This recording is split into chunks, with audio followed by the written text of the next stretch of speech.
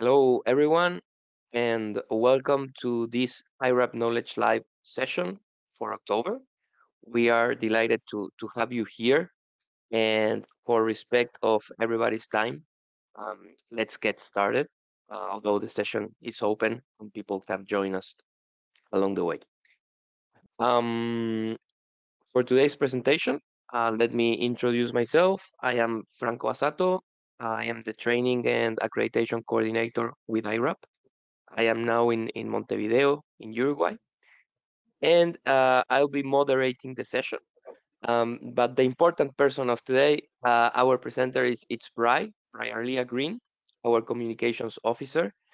She's based in Melbourne, and she's going to be taking us around the road safety toolkit.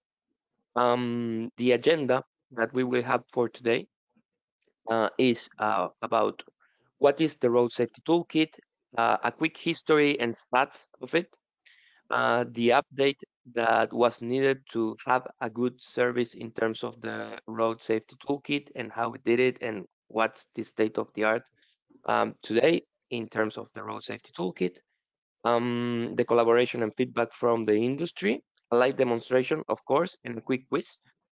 And then we will see how you can contribute to have a better road safety toolkit that it's useful for everyone, because this is the idea.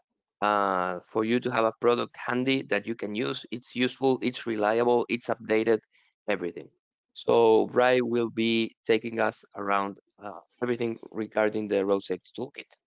The webinar will last 45 minutes, around 45 minutes, and we will have in the end time for questions and answers. But you know that you can always, if there is any question during the presentation, you can type your questions into the question box, and I will be receiving the questions. I will be reading it for Bright to respond when it's appropriate in terms of her presentation. And then in the end, the Q&A space is more for you to open your mics and for being able to interact with us and ask your questions directly to Bright. For that, you will have to raise your hand in the little hand that you have in the right of my screen in the presentation. And that would be it in terms of doing the housekeeping for this presentation.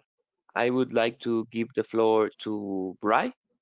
Bri, all yours. Welcome and thank you for being here. Thanks, Franco. So first of all, just to start us off, as I'm from Australia, if we could just do a quick acknowledgement to country.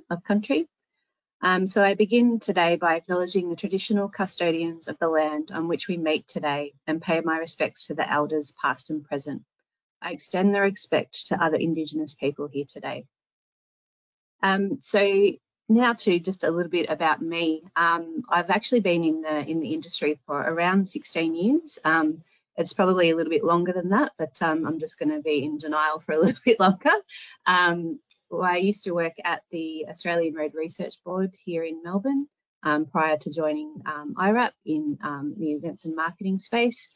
And I've been at IRAP for 6 years working as the communications officer. So in terms of what I do, I look after all the online social media, all the email marketing, email communications, online presence, so websites, for example, the Road Safety Toolkit, yeah, so just all the communications that you see sort of coming out from IRAP. I'm Melbourne based, and just a small fun fact about me, I grew up in a small town in Victoria at the end of the Puffing train line. And so there will be a bonus question at the end. If anyone can name that town, there'll be a bonus question at the end. And so with that, I will get straight into the presentation. Okay, so what is the toolkit? It's an important online resource that provides free information on the causes and preventions of road crashes that result in death and injury.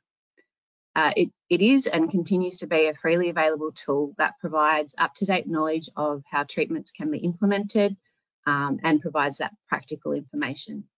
We like to describe it as it provides a one-stop road safety resource for engineers, road safety advocates, students and policymakers to help develop safety plans for all road users. I just want to put an emphasis on the fact that it's not just for road safety infrastructure, it's actually for safer people and safer vehicles as well. So it covers all types of road safety. And always love some quick stats. So if we can just go to the next slide. So in terms of the usage of the toolkit, it's always been well used. And ever since we relaunched it in June 2022, it's received over 90,000 page views just in that 12-month period. And what we can do now is we can measure and compare that to the year before, which was just over 77,000. So already we can see that it's tracking well, it's being used.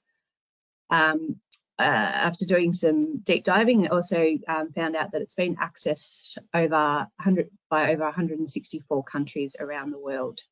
Top countries included India, Australia, South Africa, New Zealand, Mexico, Nigeria, and Brazil. And just a few more points about the usage of the toolkit. The top pages that were used in the past 12 months include, and I'll go over a demonstration with the toolkit in a few moments, but the top pages used is the road safety barrier page, which is under safer road treatments, a new page called speed management and traffic calming, the case studies page. So this is a page that we've really been building on, and I will show you that as well. And just to highlight the fact that it's not just about road safety infrastructure, the National Car Assessment Program, so NCAP, is also one of the top visited pages on the website, and as is the Safe System Approach, which is on the management section of the website. So before we take a look at the demonstration, just want to take a quick look back at the previous road safety toolkit, which was launched over 10 years ago. It is a well-used and resource tool for all in road safety. And it originally was a result of a collaboration between IRAP, the Global Transport Knowledge Partnership, and the World Bank's Global Road Safety Facility. Austroads and NTRO, which is the National Transport Research Organisation, formerly known as ARB, here in Australia, provided expert advice during the toolkit's development. Luckily enough, the 2022 update to the Road Safety Toolkit was funded by Bloomberg Philanthropies under the initiative of Global Road Safety, and it was undertaken by the GRSF and with support from IRAP. And what we were able to do during the period, if we can go to the next slide, we were able to get feedback from the industry, and this was quite important to us to make sure that the next tool, so the next version of the toolkit, had input from everyone in the industry. So we did a survey for users all around the world to see what works and what could be improved. That was a generic survey that we sent out to our database. But we also contacted industry experts to gain their invaluable feedback, including, for example, from IRAP, from the Global Road Safety Partnership, Towards Zero Foundation, the Global NCAP, and Eastern Alliance for Safe and Sustainable Transport. And we also contacted some individual technical advisors just to get their input as well. So as a result, these are just the main points that came out. So what we found out was that it was a rich source of information, and we sort of knew that from the page hits and the page visits. The information was informative and easy to use, and it was really helpful for training purposes. So what we actually found out was that it was actually used a lot by students and educators in helping people learn about road safety. So we found that quite interesting, and that sort of influenced the way that we built the website, the new website as well. And I guess one of the most important points is that it helped focus clients on appropriate countermeasures based on data rather than intuition. So we found that was a really useful quote, because that basically meant that we were using the data, the facts and the research to help people along the way. What needed improvements? There was no surprises here. Better links and more visuals. Content needed to have a significant update, so the reflection of the new decade of action, and more emphasis on the vulnerable road users. Obviously linked to the new global road targets and the global KPIs, and the need for more case studies and references. So the need to have a more dynamic website. And internally, what we found was that it was actually quite difficult to manage from our end. So it was very much HTML coding, old school. It was very hard to update. There was no Google Analytics available for it, so it became quite clunky to manage. So it was always a fantastic resource, but we wanted to make it more dynamic and user-friendly.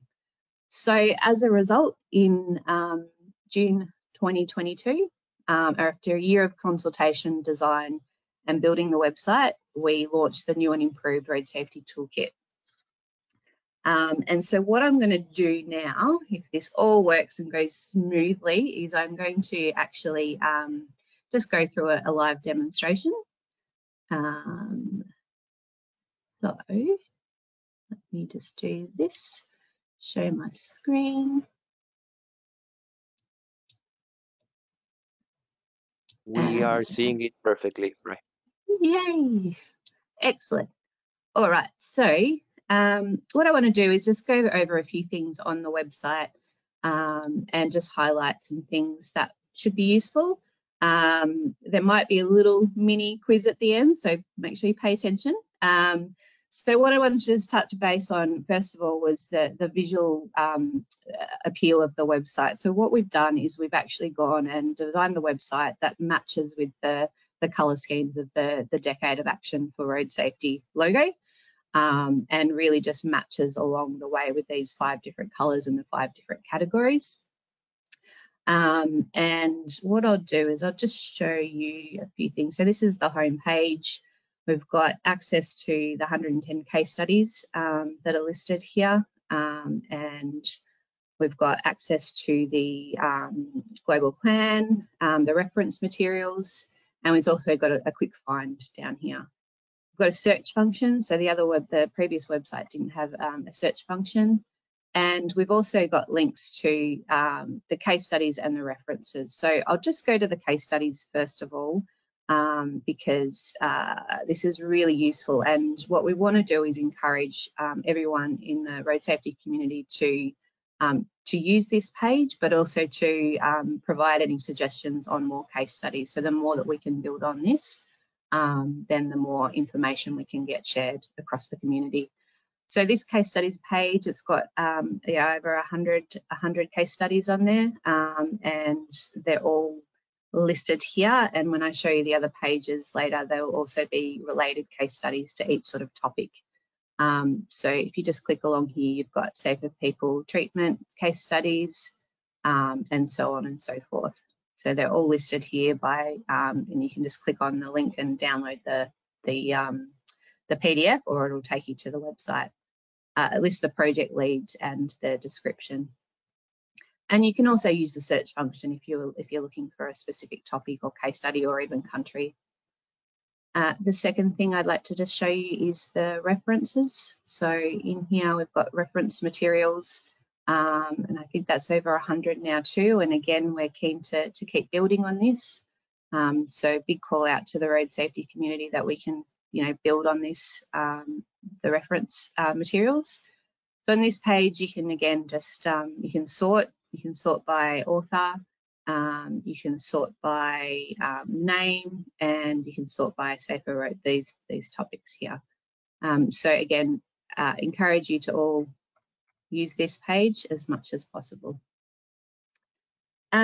And so one of the big features was when we were developing the new website is we really wanted to focus on the vulnerable road users. So for example, the cyclists and the light mobility, the pedestrians, so they're all covered in road users in crash types, and also in treatment, so safer road treatments. So if I just click on, for example, the bicyclist and light mobility here,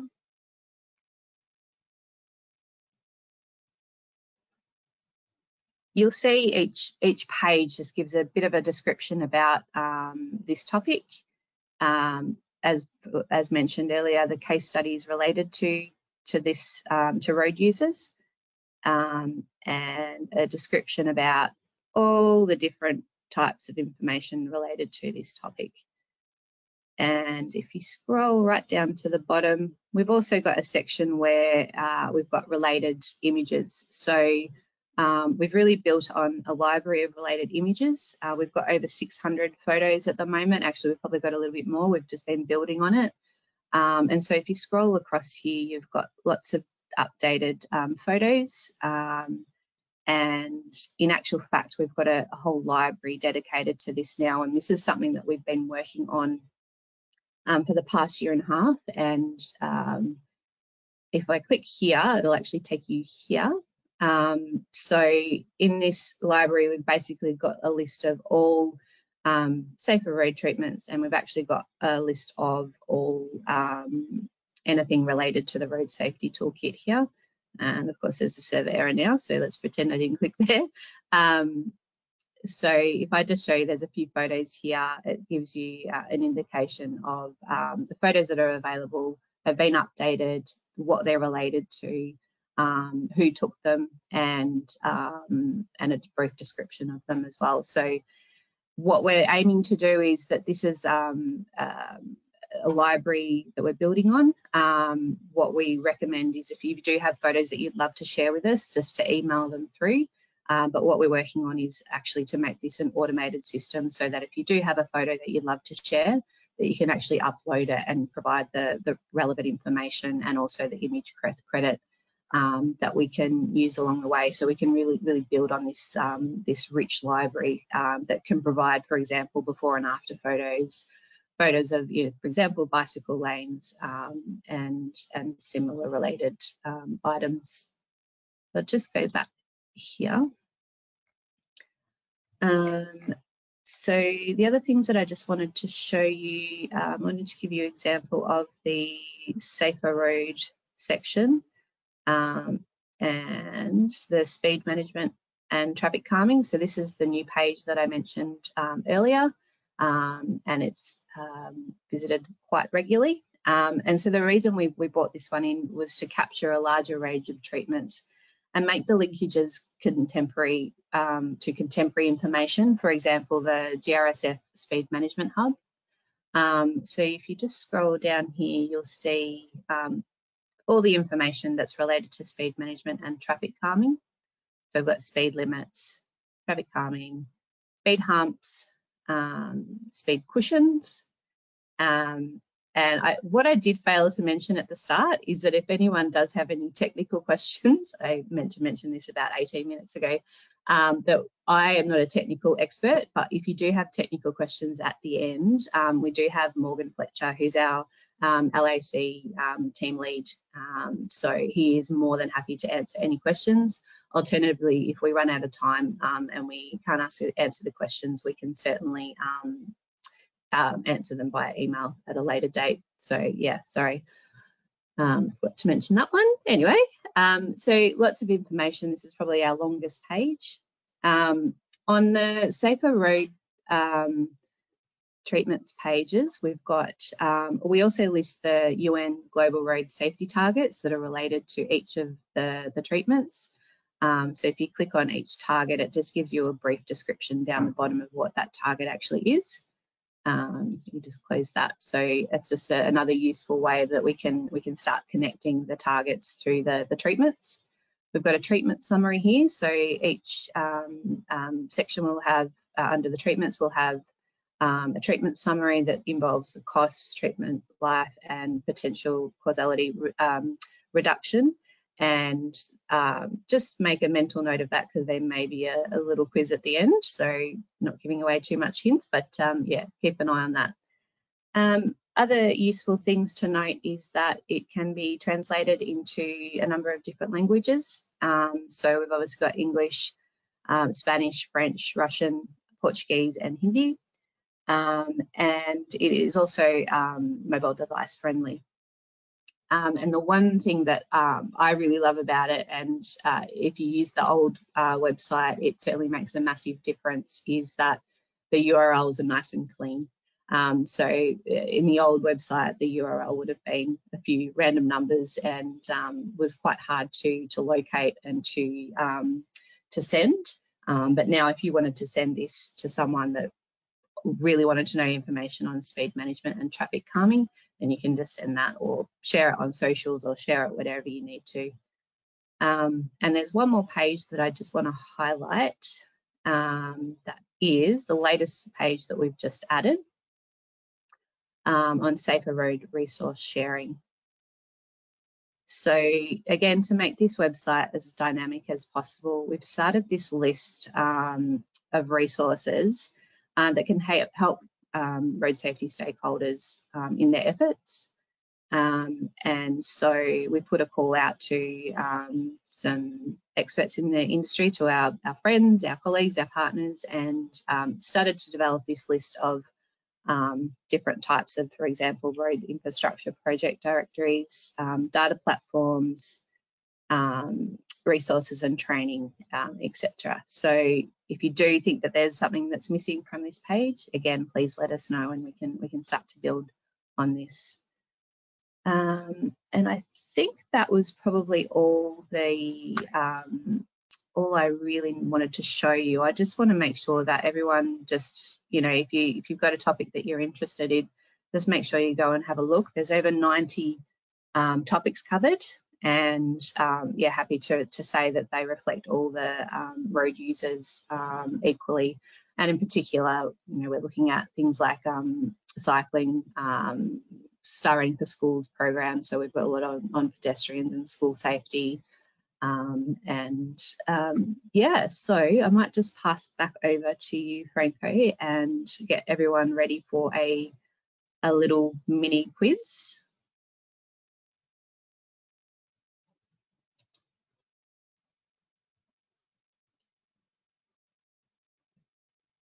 Or not.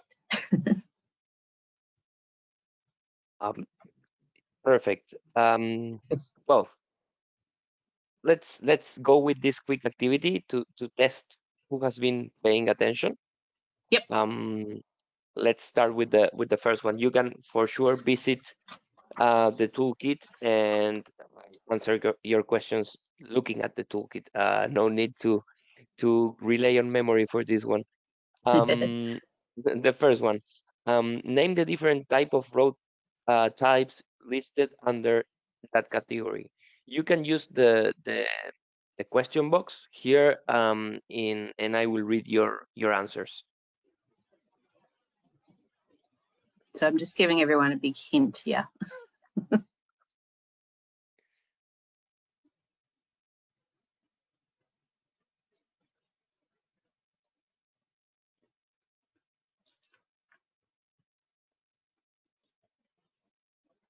Arurat answered streets.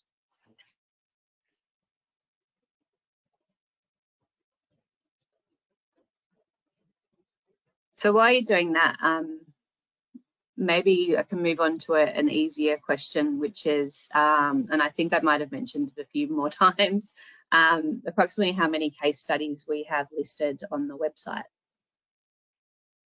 Again, just type your answer into the chat box. That's a good one, I think. Confirm, Bry, but Arurat answered 110.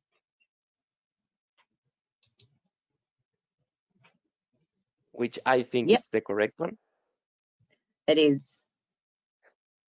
I keep saying around 100, but yeah, it's actually 110. So I'll Perfect. accept We had, anything between 100 and 110. yeah.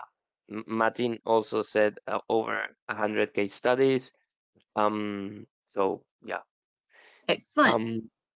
The next question, right? It's how many different languages can the website be translated into? Yep. Any guess? Give it another big hint.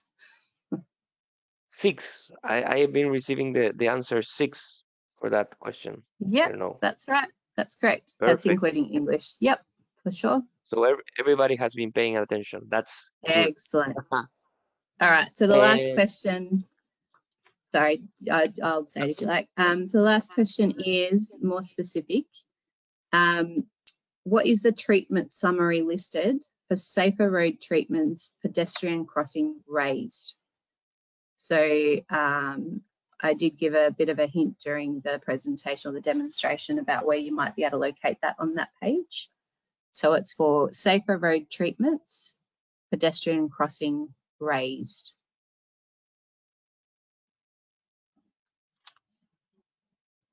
So we're looking for cost, treatment life, and potential reduction.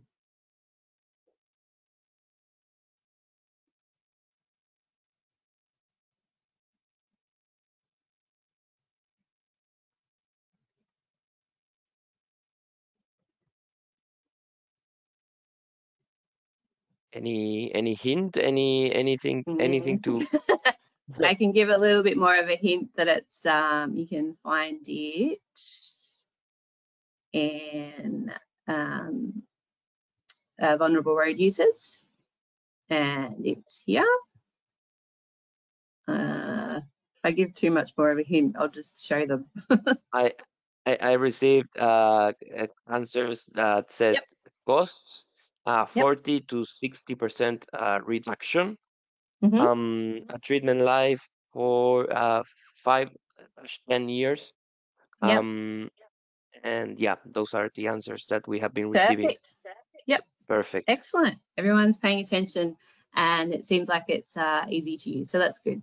Winning. Great. Let's go to the Excellent. bonus And track, right? yeah, everyone passes. And so the last question that I had was, and I don't know if you want to go back to the presentation or not, Franco, but a throwback to the start of the session was, what town do you think that I grew up in?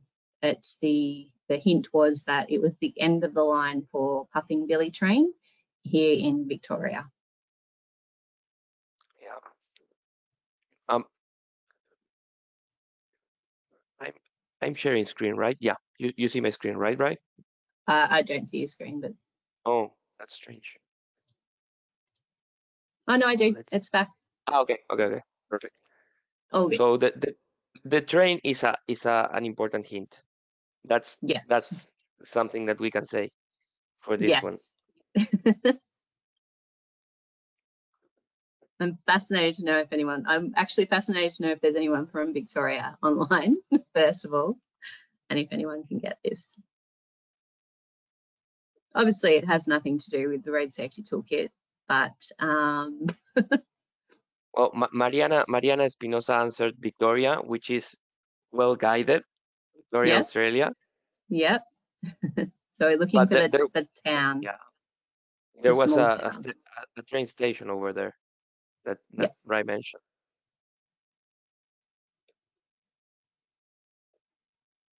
Belgrave. Oh, so close. That's at the other end. That's where it starts. So we're looking for where it would finish. I mean, obviously it has to go back again, but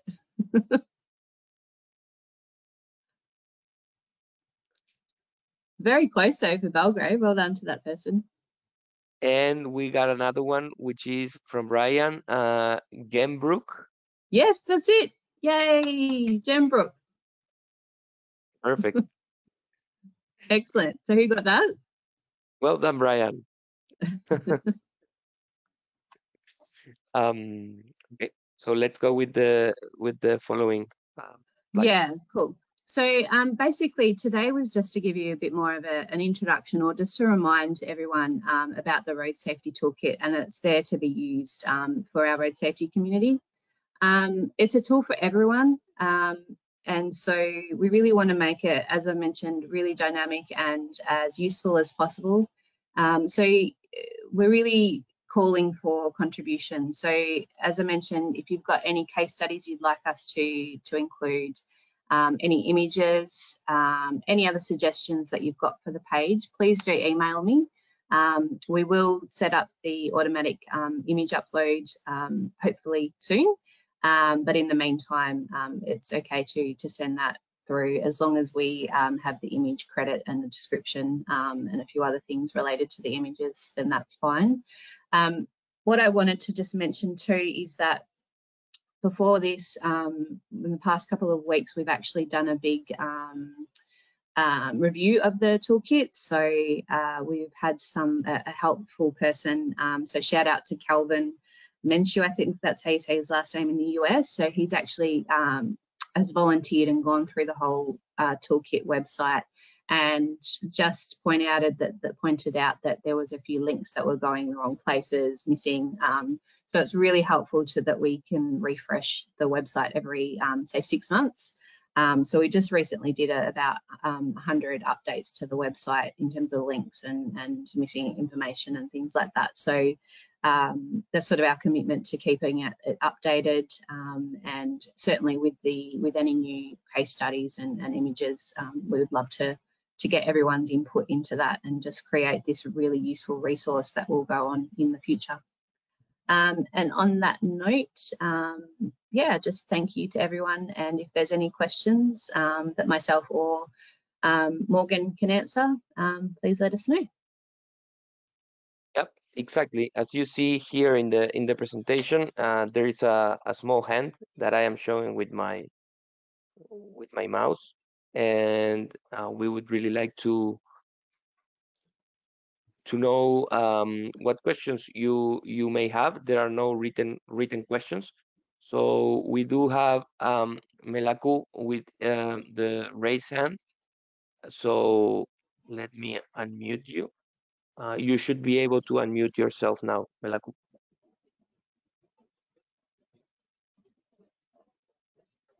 Do you hear us?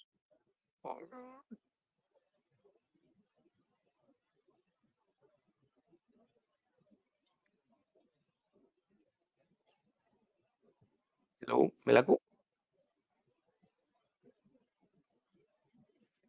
No. That's okay.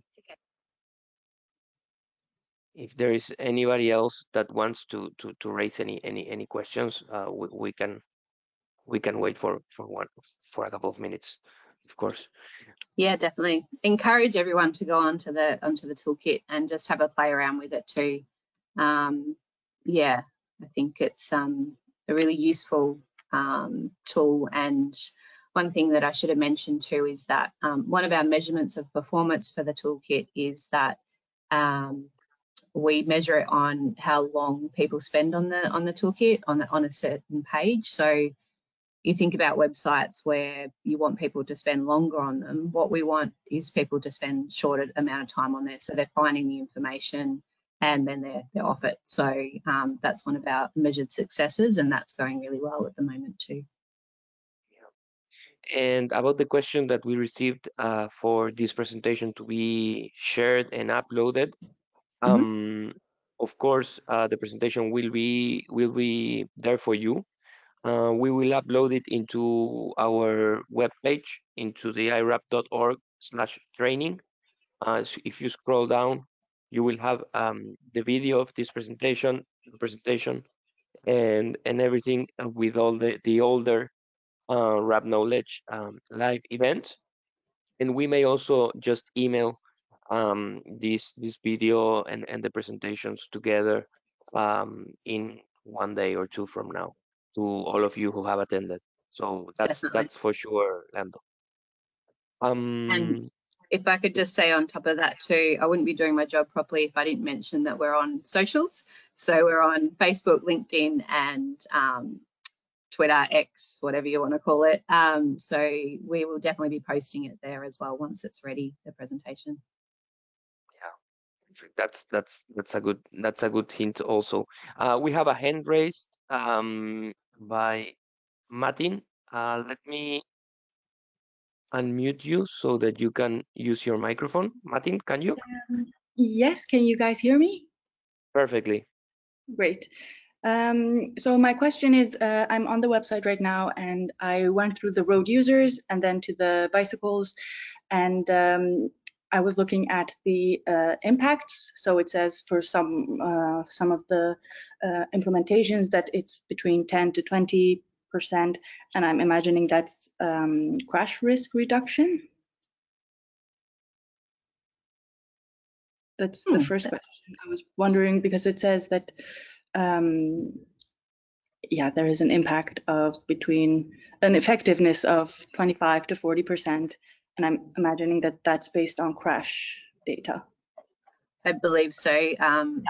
Morgan, I'm not sure if you have any more input into that. I believe it is, but certainly you can follow that up.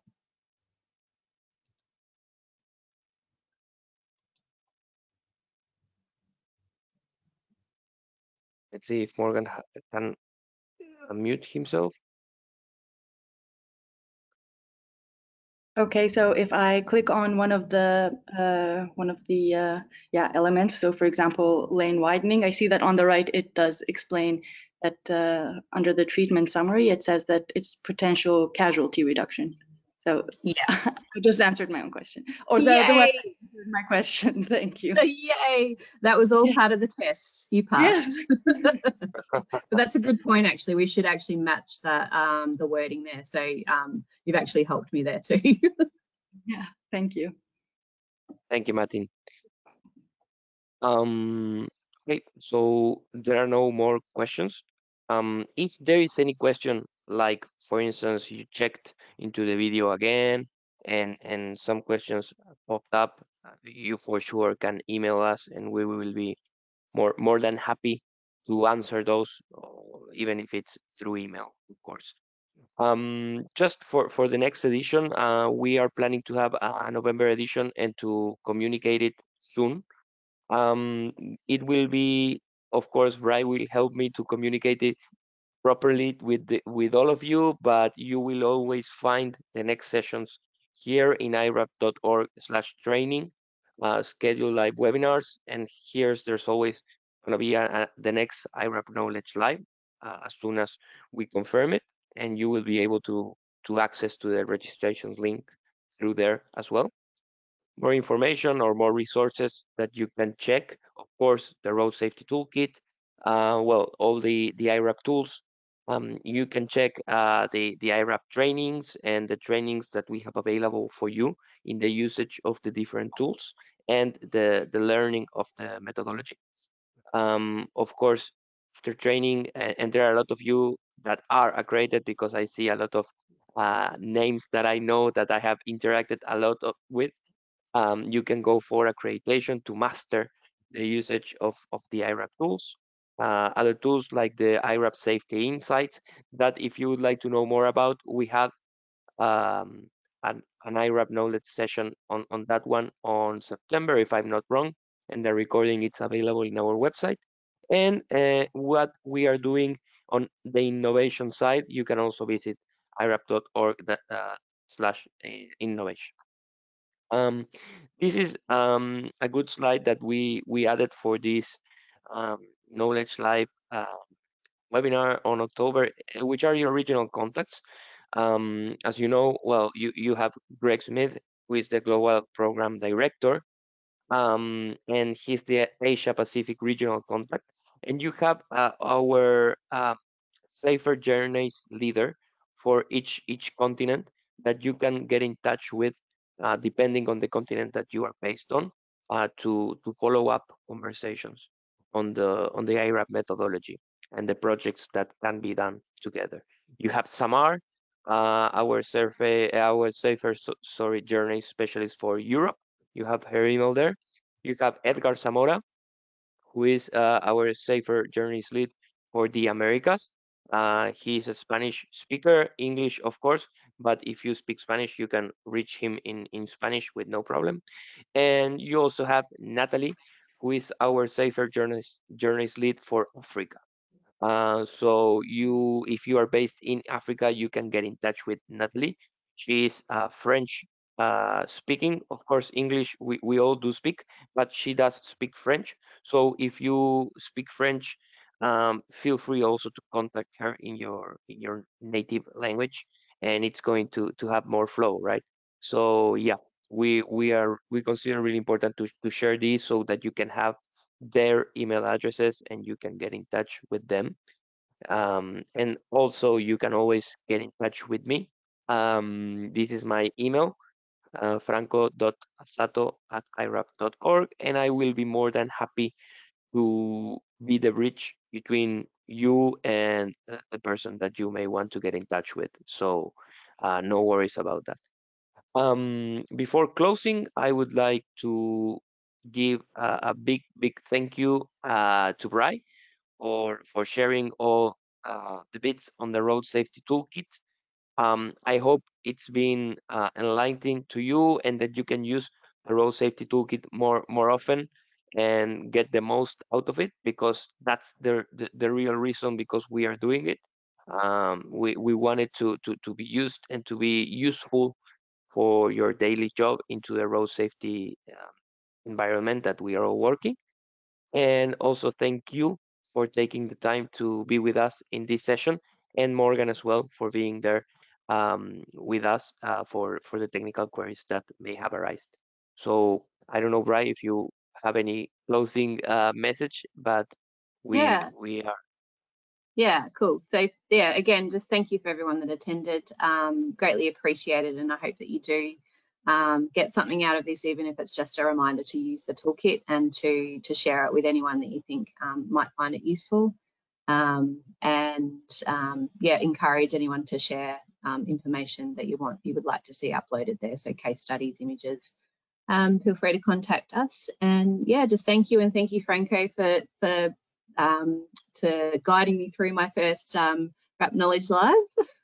I really hope that I didn't talk too quickly. I know I did, but We will see the feedback form now, yeah, but yeah, yeah. you did great. Yeah. You did great. So thank you all, Awesome. guys. See you Thank in the next you. event. Bye bye.